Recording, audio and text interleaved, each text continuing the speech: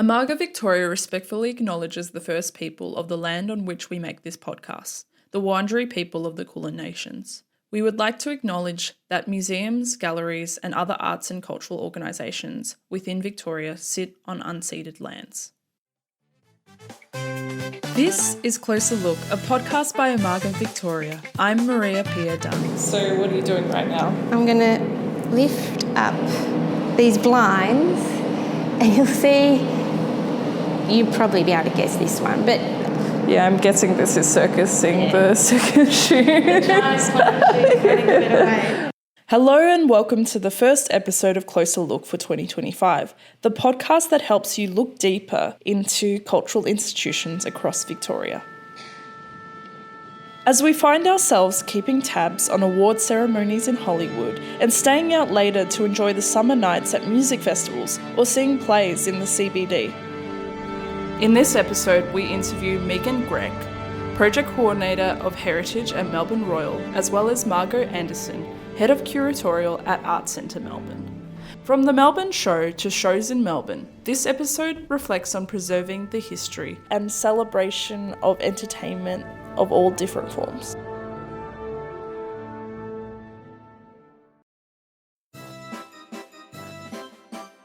The Melbourne Royal show is probably the closest that I could see the carnival coming to town here in Melbourne. It's an annual tradition that takes place in the Melbourne Showgrounds. I am the Heritage Coordinator for Melbourne Royal. We were formerly known as the Royal Agricultural Society of Victoria. That's how some people might know us. And just introducing people to the sometimes absolutely wacky history behind the show and everything else the organisation does. What I love about talking to Meghan is how much the show is so fundamental to their historical heritage collection. A lot of the show's sort of logos over the time have been some sort of version of It's Showtime. So I got really excited when I saw that that was the label for the show, because for us, show is, as you said, there's the entertainment aspect, so they're a little bit more traditional, what you would expect of for a show, but there's also the fact that show as a word for us also refers to that exhibition of animals and livestock. Because originally the show was sort of referred to as an exhibition of livestock and animals. So it's also that idea of showing your animals, whether that was, in the competitions in general and also earlier.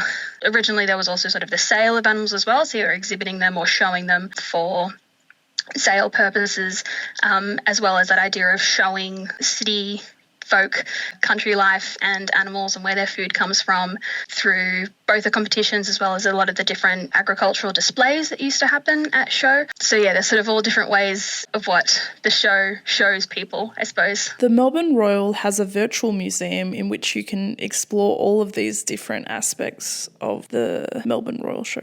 They have about 1,251 items on display. It goes from medallions, so you can see who won the first prize in maple peas in 1858, to reading up about how to get to the show by train from 1958, because even at that point in time, people were concerned about how to get to the area. The one thing that I really love that they have reflected on is the laughing clown, which now I know is from 1960. I always think of this laughing clown. If you haven't seen it, it's that machine in amusement parks where they have their mouth open and they turn left to right, and you're hoping to get a good number for the ball to come down to. On that point of digital, a lot more sort of digital coming in. It's certainly something that from a collection perspective we've been grappling with, that idea of, if the particular publication that's always been on paper becomes digital, how do you store the digital versions of those? How do you keep track of when everything goes on the website? How do you keep storage of that as the website? So, and even sort of the aspects of entertainment, you're introducing more sort of virtual styles of entertainment. It's a very exciting change for the show to see, how we engage with agriculture and how the competitions engage using those different mediums is very exciting, but then it can be stressful as a heritage person sometimes to be like, oh, but it's so much easier to just put a book on a shelf and figure out how to store all the different digital files. But it's an exciting challenge for the collection coming forward, I think. In the virtual museum, There's also photographs of the Royal Melbourne Show from 1973 with a high diver about to head into the tank. What I find quite funny about this image is it also has a cigarette company's banner all across where the diver will fall into, and there are so many people in the background watching. And it seems like a very makeshift. Sure, there is strings here and there to hold up the massive beam that the diver is falling from. But my gosh, does it not seem like something that I would be willing to do myself? In the 70s and 80s, there was a lot more of that sort of daredevil type entertainment, whether it was the big high diving or the big tightrope swinging and elements of that. Whereas these days we've moved, I was going to say mostly into music, but we still sort of have the big thrill of the BMX bike, but maybe that's a slightly different type of big entertainment thrill. Yeah, and then contrasting that to the big, although again, music performance, I suppose, of the 1812 Overture. In 1948, at that point, the main arena had mostly been used for competition judging and things like that. But in 1948, it was the first time we had something a bit different. We had the Army, the National Military Band, the ABC Concert Orchestra, and the ABC Variety Orchestra all came together to perform the 1812 Overture by Tchaikovsky. And the famous cannon fire that comes at the end of that song was actually provided by field guns and anti-aircraft guns. So it was a pretty spectacular performance. All the newspapers were talking about it. I've heard that it might have actually been broadcast internationally on radio as well. Everyone was very excited. And so that was sort of the earliest example of that main arena performance. And since then, it's been the rocket men flying around across the main arena on their little jetpacks. There's been rodeo, tree climbing, human cannonballs, so many different entertainment aspects, from music to stunts to everything that tend to happen on the main arena or out in the entertainment precinct these days. Yeah, so again, reflecting the entertainment that's popular, particularly for children in each day, and get sort of, everyone's sort of got the memory of visiting the show as a child, so you sort of think about the entertainment for that age group when they come in as well. What do you see as the most unique aspect of the Melbourne Royal Show? Showbags are actually a really awesome bit of history as well, because they're actually a completely unique phenomenon to Australia. They aren't a thing internationally. They were originally conceived of as sample bags, because the idea was that at show you'd have a lot of commercial exhibitors who were selling their different elements, and they'd be giving away samples to people who were coming past. And so this sort of started in the early 1900s. And then from the 1920s, a lot of the stall holders sort of latched onto the idea that department stores were having, where you would have a bag that was branded. So there's part of advertising what you were selling. So they'd create these sample bags that had all of those samples in them that they could, a lot of them were free, or they'd be a small charge for them in those days. And then they realized, we can put some novelty items in them to make them more attractive. And that's how they sort of start this ball rolling into becoming the show bags that we know today. Show bags replaces the term sample bags around the 1960s as the common way to refer to them, and that's also when they start doing things like branding them for television shows and toys, and not just the samples from the different manufacturers. And they have just been picking up steam ever since, and now we get them as a show staple. I feel like you can't walk away from the show without taking home a show bag. And I think they're also such an interesting study of the different way that the bags themselves were made as well. It's really cool, because originally they were just paper bags with little string handles, and then they get these like flat paper handles. Then they start to become plastic bags, because that's a bit more durable, and that's how a lot of people, certainly I remember show bags from when I was a kid. But these days, with more sustainability concerns, we're actually seeing the return of the old paper bags. So I think it's so cool to see that cycle coming back to the paper bags like we used to use, although a bit more reinforced. What's your favourite part of the virtual museum? It's fun sometimes to look back at a lot of the older photos and see a lot of people sort of dressed in their best, because the show was their sort of one exciting day. These days people are more likely to dress down, to run around on the rides a bit more comfortably and things like that. The agriculture's always been at its heart, and it continues to be at its heart, but I guess the ag's always there. A sheep is always there. There's always a cow. There's always a dogs. But whether people are taking away, like I said, the different technologies that make it operate, or the expanding nature of the thrill of the rides, and they're always getting taller every year. A lot of the elements recur again and again and again, but just in slightly different ways. But it's always been the show. In the belly of Hamer Hall lies a room dedicated to the preservation of performing arts. So can you tell us a little bit about where we are? Yes, so we're in the Australian Performing Arts Collection store, which is down underneath the Hamer Hall. This is where some of our collection is stored. We also have other storage venues because it's a large collection. There's over 850,000 items. Oh, wow. So it is, chunked up and stored elsewhere where we can, but the bulk of it is actually here. And this is our new open store that we're in at the moment. This is where we've been able to bring in public tours on Sundays, on the weekend, and just start to give the public a bit more of a sense of what we have, how we look after it, and really within that very much a storage environment. So it's not an exhibition, it's not presented in any sort of theatrical way. It's very much about showing how we actually look after this material and preserve it. Going into this space with Margot Anderson, Head of Curatorial at Art Centre Melbourne, it is so clear that this space is intended as back of house. There is such a sense of curiosity entering this space, particularly because of how sterile it looks. All you can hear is the aircon blasting air into the space.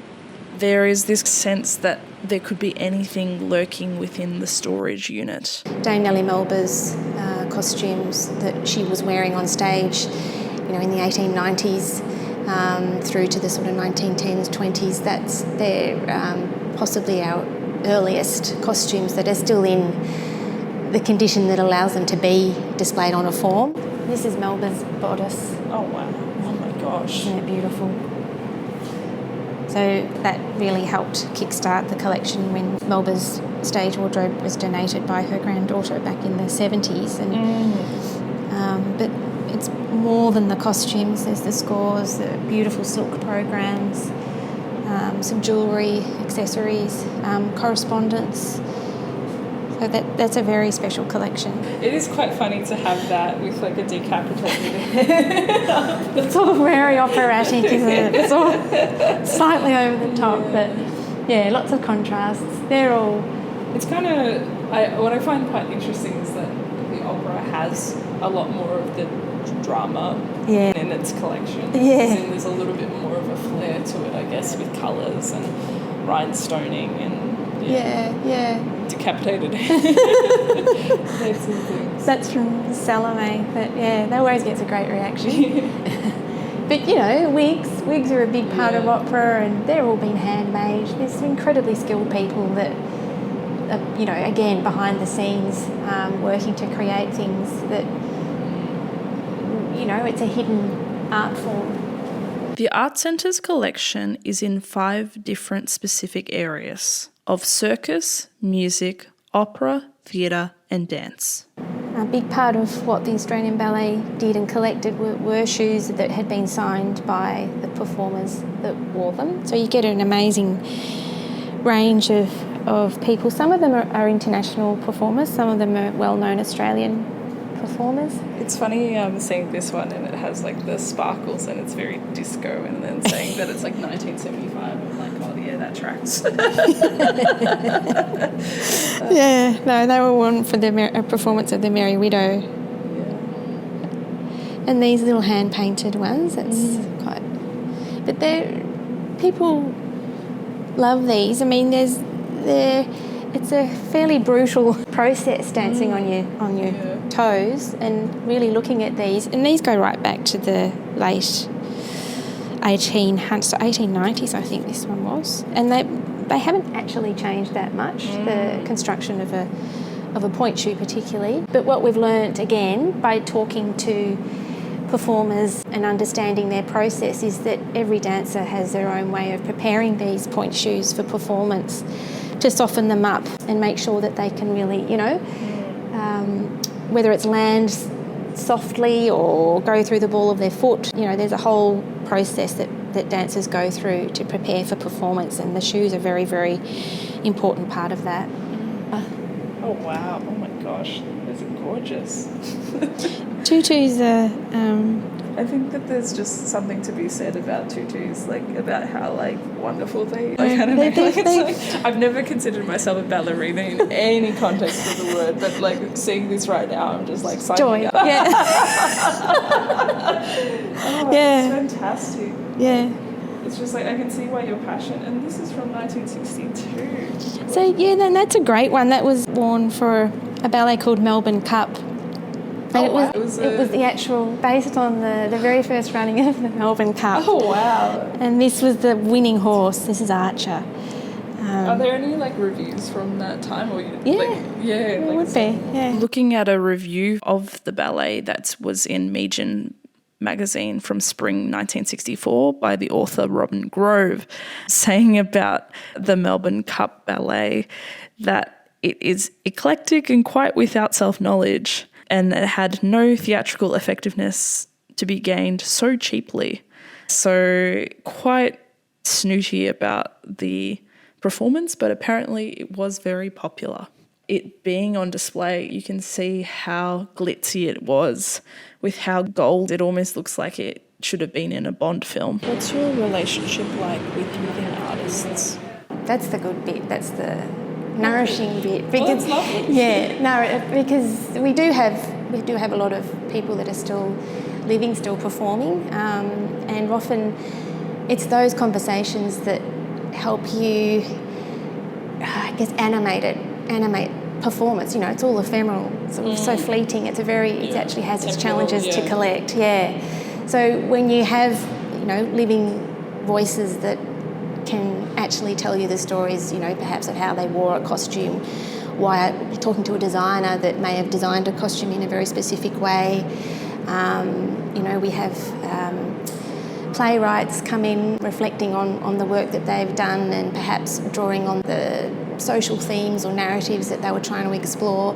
That the more direct those conversations are and those connections are with the people that have either, you know, performed it, created it, it just makes for a better narrative ongoing, whether that's in exhibitions that might help us to take a more performative approach when we're putting the collection on display, or just basically understanding an art form or understanding a performance and what went into it, what was the creative process behind it, how was it, you know, how did it impact the development perhaps of performing arts or a particular art form, and even the audience. Meghan and Margot both have unique roles in presenting and preserving their collections.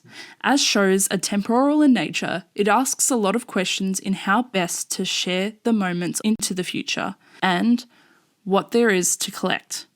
Each of these collections operate in unusual ways to the traditional exhibition you will see in a museum, but with the intention of preserving the rich tradition of Showtime.